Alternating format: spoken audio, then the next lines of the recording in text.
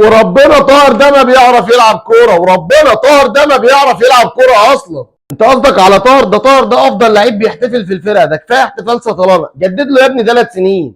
طب وربنا علي معلول ما عندنا بديل ليه وقرب يعتزل، وربنا علي معلول ما في بديل للنادي الاهلي من ساعه ما جه وقرب يعتزل، والاداره ما جابتش بديل ليه لحد دلوقتي. لا لا لا لا، انت كده بتظلم علي معلول. ده علي معلول ده الرهوان بتاع الفرقه، ده بص شباب ازاي وصحته زي الفل اهي ومفيش اي حاجه، والراجل عمره ما اعترض يا اخي.